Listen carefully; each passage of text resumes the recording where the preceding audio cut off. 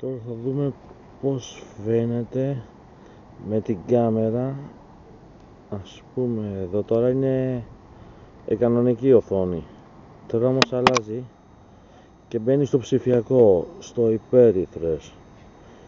Όπως τώρα εδώ έχει λίγο φωτισμό μάλλον, γιατί αυτό που βλέπουμε τώρα είναι λίγο τα βράχια που φωτίζει και το κάνει φωτεινό.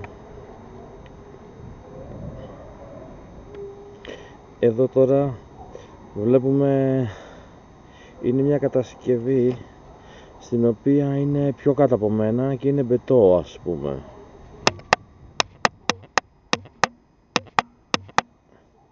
Το έχω ανεβάσει στο zoom, όπου βλέπουμε το υπέρυθρο, βλέπουμε με τις υπέρυθρες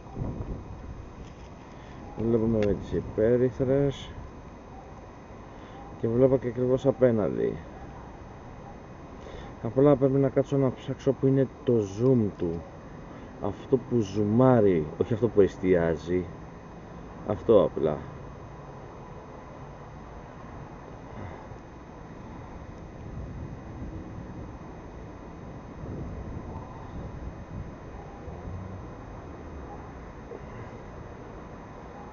Βλέπετε πως φαίνεται.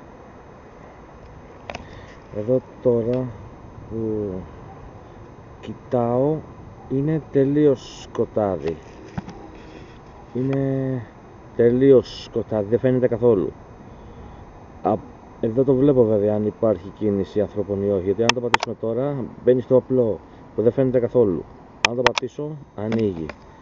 Αυτό ήθελα να δείξω, το υπέρυθρο.